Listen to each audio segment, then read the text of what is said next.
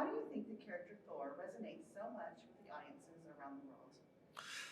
Well, I think Thor resonates more now with the Ragnarok movie that we did, and also now with Love and Thunder, because we're giving him more human problems, more relatable problems.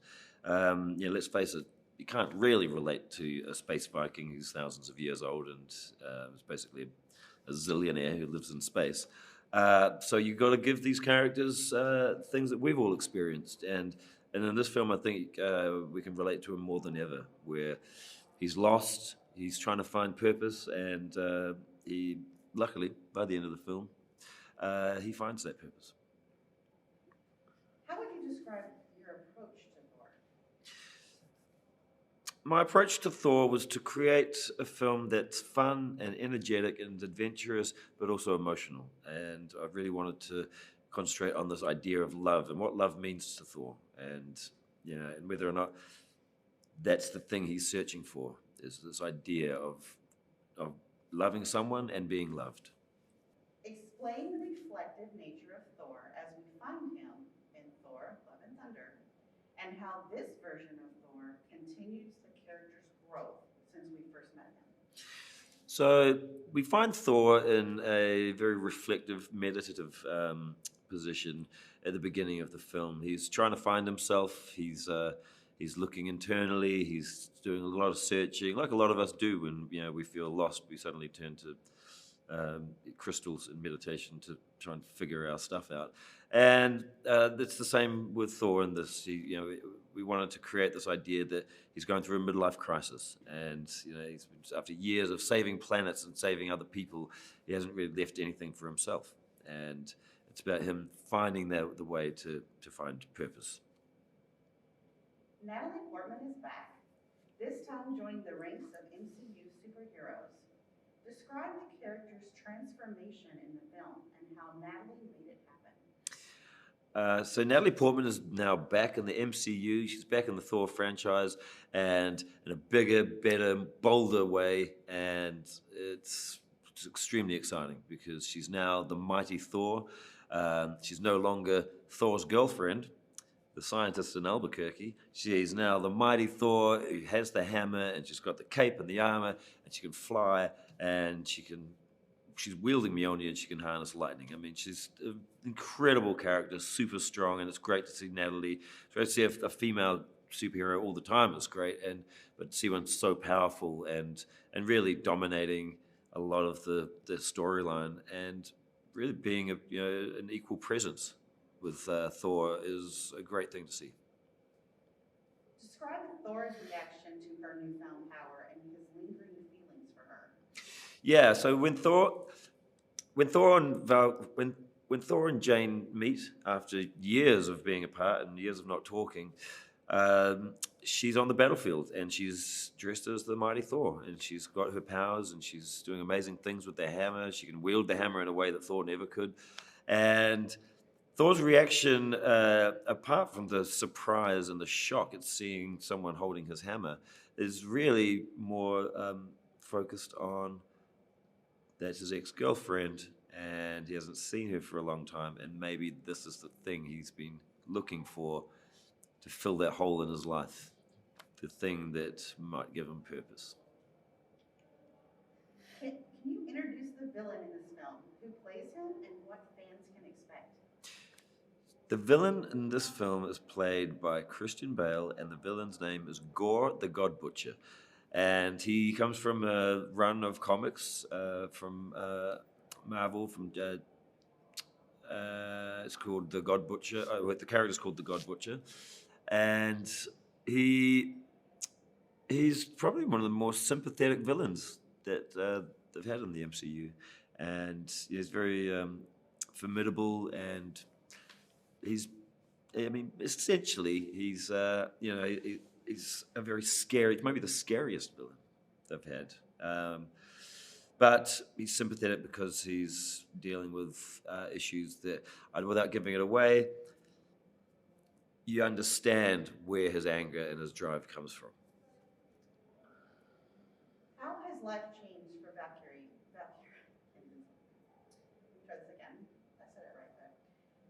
How has life changed for Valkyrie, and how does she feel about that? Describe Tessa Thompson's performance in this film. Tessa Thompson is back as Valkyrie, and she's now King Valkyrie. She's ruling over New Asgard in Norway, and they're making their best attempts to integrate into Earth society, and they've made a little tourism town out of that little part of Norway, and they've got a thriving industry. And Valkyrie is overseeing all of this. She's got new responsibilities. However, she's also a career soldier. She's a professional fighter, and that's really the life that she's used to. And so she's now in a bureaucratic position where she's just doing a lot of admin and a lot of meeting a lot of delegates from other countries and stuff, and business meetings, and for her, it's really cool to see the character like that. He's dealing with this stuff and being very responsible for the first time in a long time, but also still, her heart is in the battle and going on adventures, and then she does get to go on the adventure. Who is Korg, and how does the actor behind him bring him to life? Korg is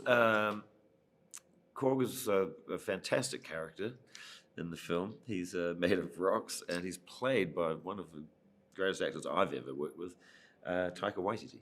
And well, what can I say about Taika as an actor? He's often late, doesn't learn his lines, so that's very frustrating.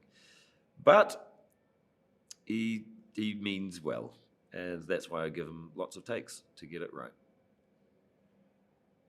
Talk about Russell Crowe as Zeus and how he was welcomed to the world of gods.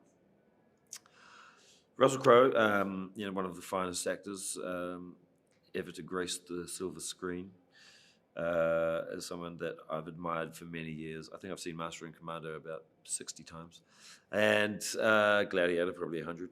And he comes into the film playing Zeus, the Greek god. I shouldn't have to explain that, but he's just an amazing force, an amazing presence, and he's kind of like the overlord of all the gods, and he just brings a real sort of weight to that part of the film, and it's also fun. He's it's Russell Crowe being a bit cheeky. Describe the music in Thor: Love and Thunder, both songs and score, and how both support and elevate the storytelling.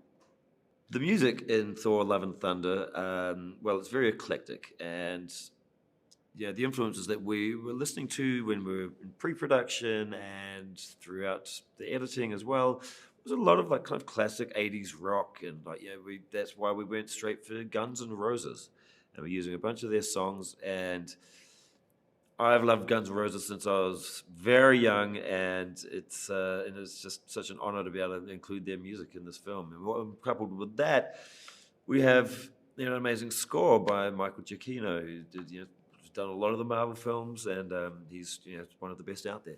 And it just helps to create a wonderful tone that switches between the emotion and also the adventure and the overall over-the-topness of the story.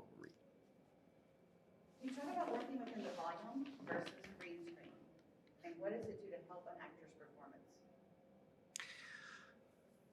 For this film, Thor: Love and Thunder, we used the volume, which is basically it's a big circular room made of LED screens, and you project your environments on the screen. So imagine 1,000 televisions all in a big circle in the ceiling as well, and then you put an entire environment 360 degrees.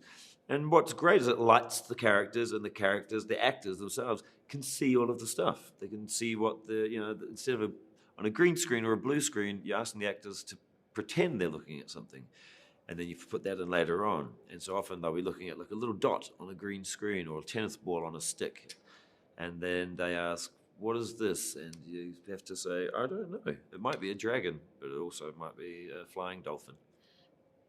What are these goats we keep hearing about? There are two really great, wonderful characters in the film named Tooth Gnasher and Teeth Grinder, and they are gigantic goats.